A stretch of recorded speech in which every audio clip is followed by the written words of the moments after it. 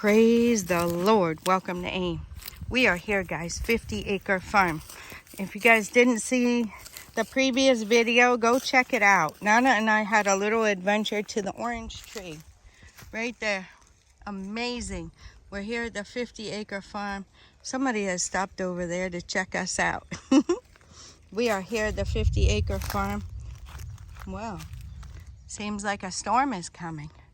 Well, we're not going to be here that much longer. I want to shoot another video for you guys.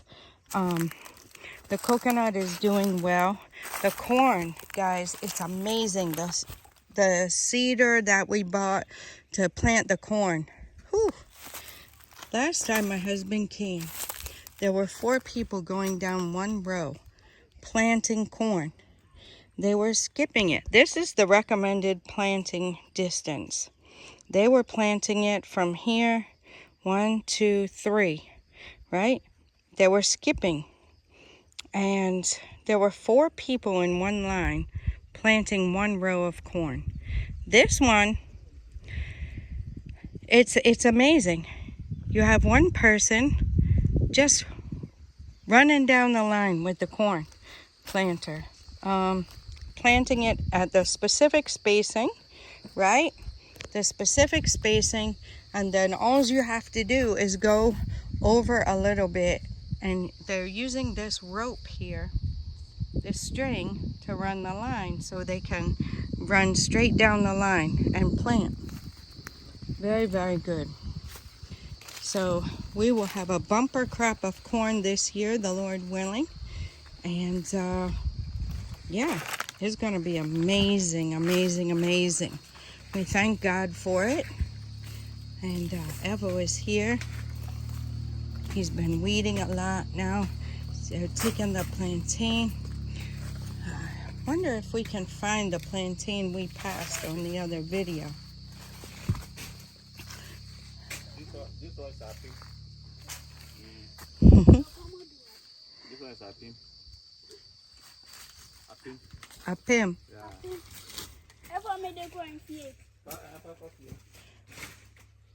Evo, what about this one? Oh. You can do it, Nana. It's heavy. Yeah, I know it's heavy, but you're a strong young man.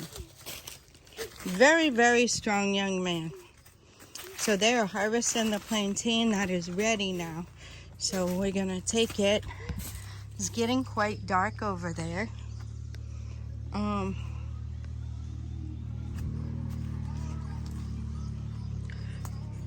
Very, very nice. The plantain is coming up. Guys, the thing about the plantain, my husband bought the seedlings, and then since then, what they do, there's the house. So he's got to take it up the hill to the house. And our farm manager, Ken, is taking some. You see the seedlings that come up. Now this is natural. Nobody planted this little circle of seedlings right here. They just come up from the plantain. So this one will produce plantain, and it also produces the little saplings. So from the first time my husband bought all the plantain, he hasn't bought it again. They've taken the saplings and planted it over at the cocoa farm. So the cocoa farm, what is done normally is you plant a plantain and then you plant cocoa tree near it. So that helps it in case the water doesn't come like it needs to, right? So that is how you plant cocoa. You can also do irrigation, and that we just chose to go that route. We have plenty of plantain here. Unfortunately, we couldn't get the cocoa seedlings that we wanted this time. I don't know when they'll be available again, but the plantain's already there. It doesn't hurt or spoil anything. The plantain is there, and yeah, there's some more plantain that I'll be taking up. I would carry some, but that will just exhaust some more energy from me, and I don't think my husband wants me carrying stuff up there anyway. He doesn't want me getting overheated or something. So I will leave it, and I don't think Alpha would want me carrying it either. He knows I try, but they all know I try. I try, but they don't want me to really do that. So I'm learning. U.S. is a bit different. You normally do everything, right? But here, they don't want to see you doing that kind of stuff. Very, very nice. Very, very nice. Everything is looking great. I'm very happy. My husband is happy with how things have gone. And it's a big shout out to my husband, guys. This thing isn't easy, right? It's not easy. And it's not easy. I don't know what else to say. It's not easy. And he has done an amazing job. Amazing job. And I'm very, very thankful and grateful to all that have worked very hard and for what is going on here now. Things are looking awesome and coming along, and everybody has put their heart and soul into this place. Their strength, and we thank God for it. It also gives you some strength, right? So, it's not easy, but when life is simple and easy and you kick back on your sofa at retirement, it's not beneficial to you. It's really, really not. So, I'm just gonna get over here to the shade, guys. So, this lifestyle has been very, very good for us. Wow, a little bit out of a breath there, guys. This lifestyle is very good for us. It makes you strong, and breathing this fresh air, eating this fresh food, enjoying. Guys, it's so peaceful here. So peaceful. So natural. So healthy. What I want to say is that if you're planning on waiting for your retirement so you can enjoy life and kick back. Look at that lemongrass, guys. That is amazing. That has really, really done well. Wow. If you're planning on that kind of life, working hard until you retire and then hoping you have enough money to relax a bit, it's not going to work out, guys. I'm not trying to be negative, but from what I see, many, many people make it to retirement. Even where I worked, I had people make it to retirement and go out on retirement, and unless you have something that you're doing, you're going to go downhill really quick. We've heard too many stories. You guys have heard them. I know you have. Retire, sit at home, get depressed, get bored. You don't know what you like to do. You don't know what to do because, all you've known all your life is working, right? Giving all your energy to a job. And we're not meant to just sit. There it comes. We're not meant to sit around, guys. The physical body, it's not beneficial to the physical body to just sit around and do nothing and watch TV and eat and sleep. It's not beneficial. What makes you stronger is if you keep pushing yourself, right? And this farm life definitely does that. Definitely does that. And I'm very, very thankful. I'm thankful that the Lord gives us strength, that we're able to do that. And yeah, I know around the mini farm I have gotten so much stronger. It's not easy, guys. I'm not going to sit here and tell you it's easy and tell you that, you know, it's simple, just do it. It's not easy, but nothing's easy, right? Nothing worth having is easy, and this strengthens your body. If you're one that isn't good about working out and stuff like that, my husband's excellent. He works out all the time. I try to be there and work out myself. I'm not as good at it as he is. But if you're a person that doesn't really get into the working out, this right here is good for you. It will keep you young. It will keep you strong. I know many, many people who have lived very, very long by just doing farming, right? 100 years and beyond. You see what they did? Yes. May I help you? What? What? Because I have my hat on? And many, many people live long lives that farm. So, I mean, I think you guys ought to check into it and really consider what you want your life to look like. We're past 55, not to 60 yet, so we're in our late 50s. And to be cultivating this type of farm right now is very beneficial for us. Coconut, if you guys didn't see, check out the video where we picked up some coconut seedlings. My husband went over that. Coconut can produce for 50 years, right? Before the tree dies, it will take 50 years. So imagine if you had the coconut farm. Imagine if you had the coconut farm. Coconut doesn't have a season. Once coconut starts producing its fruits, it continues to produce for the entirety of its life.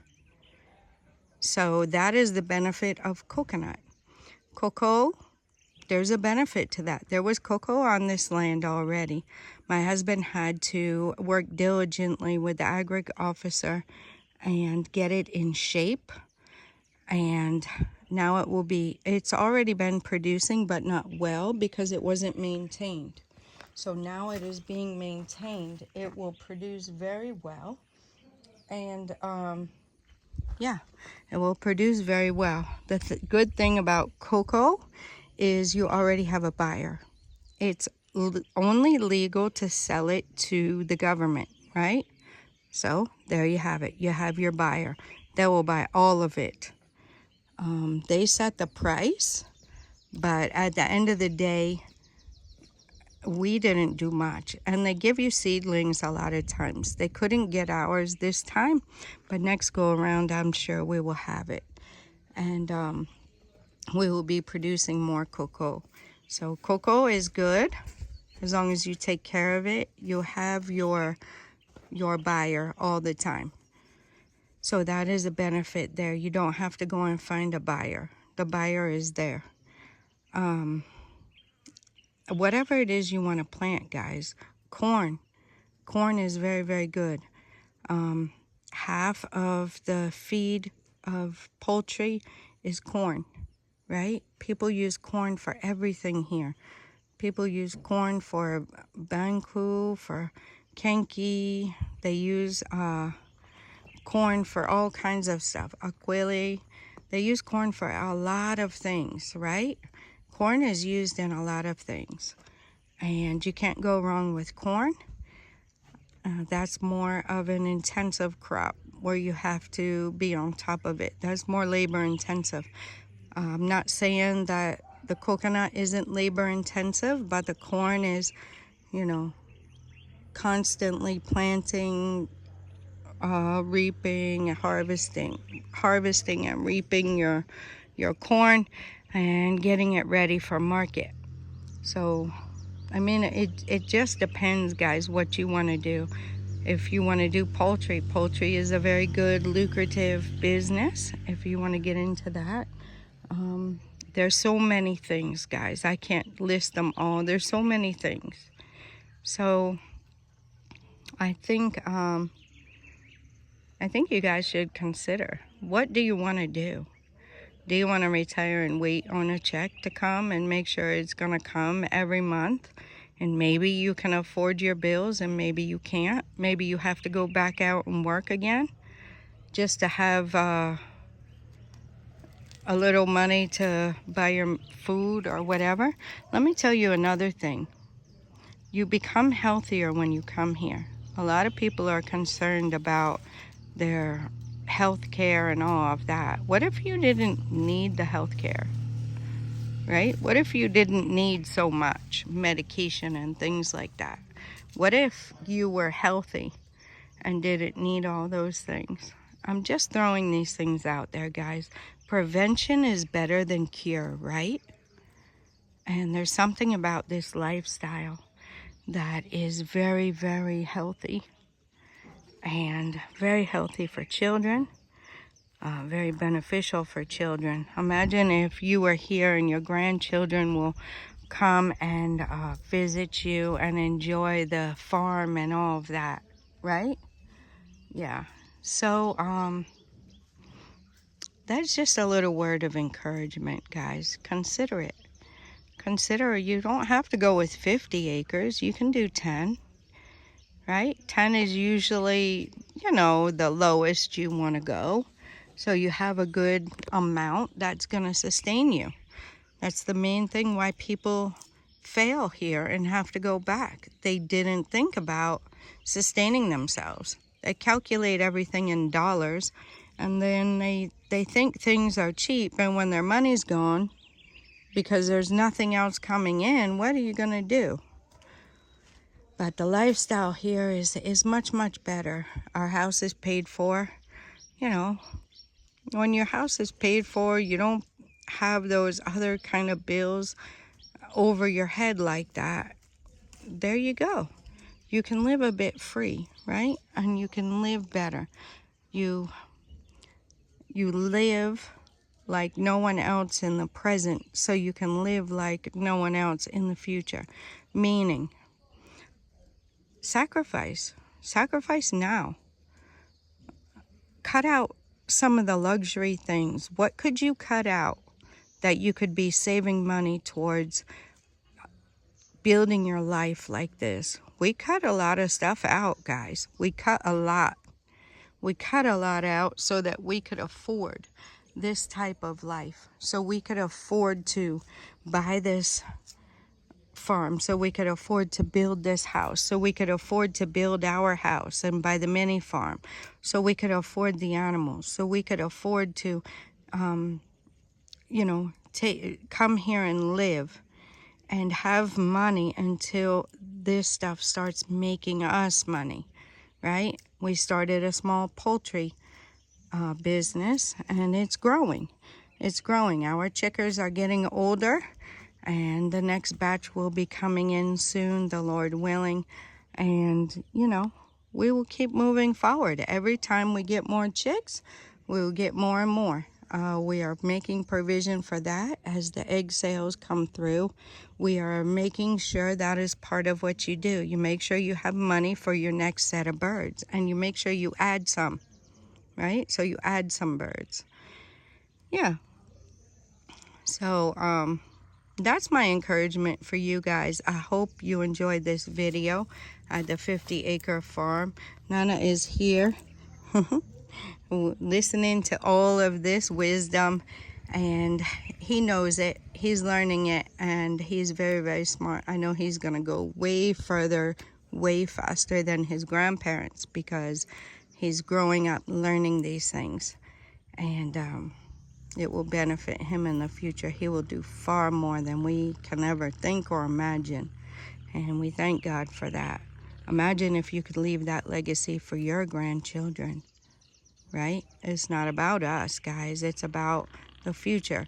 It's about, building our lives as a witness to others, to showcase it to others so they can do the same. I think this storm is moving in.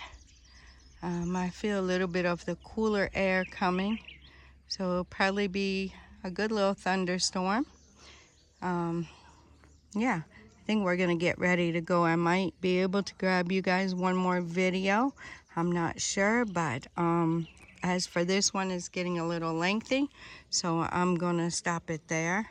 And until next time, God bless you.